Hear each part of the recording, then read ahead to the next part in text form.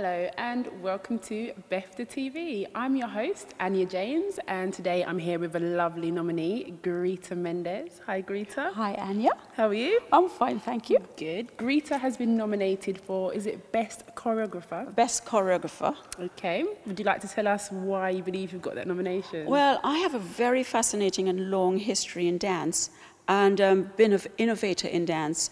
I have worked from the classical ballet. I was the first director of Mass Movers, pushing for black dance to be in the mainstream. And so therefore I think, but also we did some very innovative choreography as well. My work expanded on major themes, you know, like sexual abuse, male and female violence, as well as pure joy of the Caribbean, because I'm from the Caribbean, so some of it had that life. That Caribbean flair. Yes. Okay. Yeah. So how did you start off in the business? Did you start as a dancer? I started as a dancer. I was a very unhappy child. Okay. And the physical education teacher came in to the school, and they were looking for people to do the end of term show. And she said, "This little girl looks like she can dance." And I found my voice.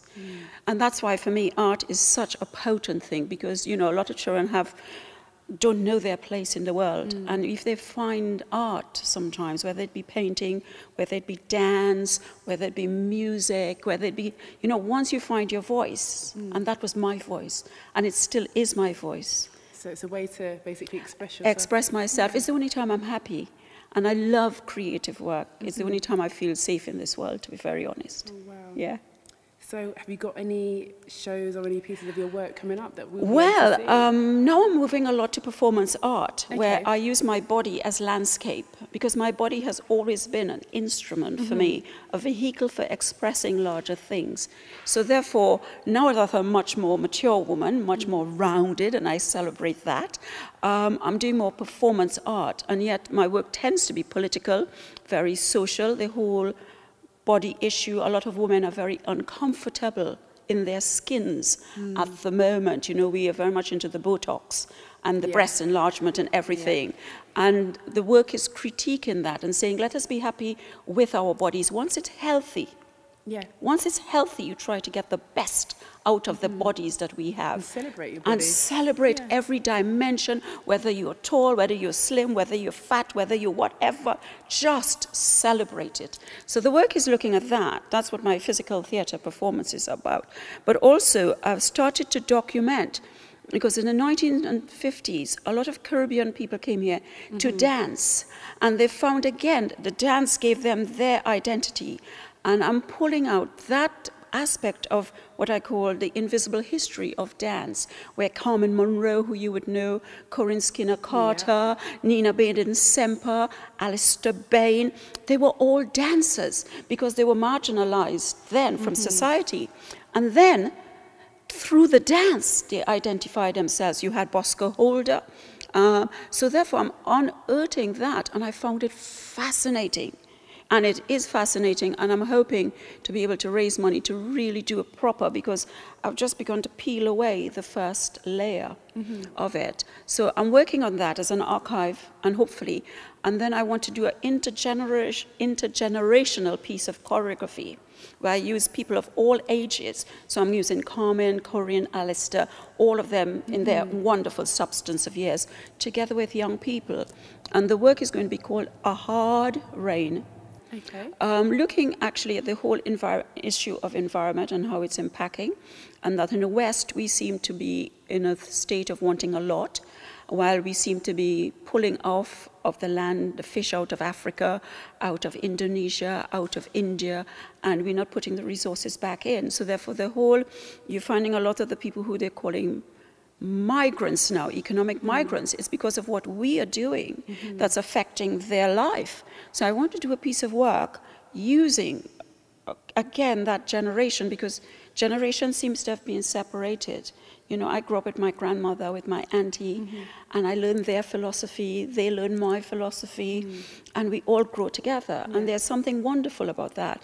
But now we live in a kind of, the youths here, the old people here, the middle-aged, but we can all cross-fertilize. And I want to create that environment where both are nourishing each other. The old is nourishing the young, but using the work to talk about a larger social issue that the life we are leading is impacting on the others, you know, and so that's what I'm trying to work on. It all depends on funding, as like everything else, because I do want to do a grand piece. I want to get it in like the Royal Opera House. Yeah, because I think we, you know, Carmen and us, we opened up a masses of doors in terms of dance all through this country where dance wasn't, and I think now we have done enough work and we deserve the main stage. We do, definitely. And so I keep saying, we have done the community centers, we have opened them up, we have opened up the churches, I've even done the prisons. Yes, I have danced at the Opera House. Yes, I have danced at the Colosseum. I have done those as well. I have been on the, you know, on telly and all of that. But I think as a big piece of work that has something to say of social significance, I think it needs to be on a main stage, and I think all those artists deserve, they have earned the right to be on the main stage. To showcase their talents, Yeah, so that's me. Okay, well, being nominated for a Beffta is a fantastic achievement. How are you feeling? I was quite chuffed because I've done so much in terms of the development of dance as we know it now. You know, I was there in the beginning of all of this, of independent dance. When we came in, there was festival, ballet, there was London, but independent dance sector and getting black dancers on the main stages. I not only danced, but I was at all the meetings. I was an advocate for putting pressure on the venues, for opening up for black dance. So therefore, I feel very honored that in actual fact, that at long last, somebody has recognized that I have done some work. And so therefore, yes, it feels really very good, you know, to be recognized and acknowledged, I must say, at last. So yeah. So I'm very, very pleased about that. Fantastic. So the key now is to get people at home to vote for you? Yes, especially since I'm not on telly anymore. There was a time, you know, I was like mainstream. I was on the cover of Time Out, Cosmopolitan and all of that. But I'm kind of off the mainstream at the moment. Although you would be seeing people in the mainstream now who I have influenced, you know, because we have helped to change dance. All black people who've come here in the 50s, 60s have helped totally changed the dance vocabulary. You know, hip-hop wouldn't be there if it wasn't for the African, if it wasn't for the African. I mean, and it is African dance, but it is also us saying, you know, the dance we have, the rhythms, the spirals, the drop, the fall, we had to work hard to get that, us in the 70s. To get that platform, and so now they celebrate hip-hop, you know, which is rightfully there. So, Do you know your voting number? I know my voting number. So you go vote 066. Text it to telephone number 80010.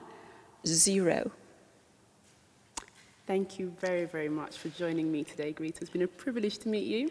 And I know, because you love dancing like me. I do. I love dancing. You might see me in the night. And I can't believe they didn't put you on that stage. They kept saying you were too tall. Yes. Because contemporary dance celebrates tall women.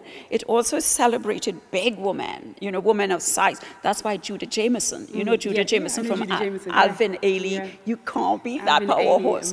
So how could they say to you, that you couldn't dance? Well, maybe there's still a chance. There is. So thank you. Lovely meeting you. Lovely speaking with you. Wonderful. Thank you, sweetie. You're welcome. Right. Bye-bye. Bye.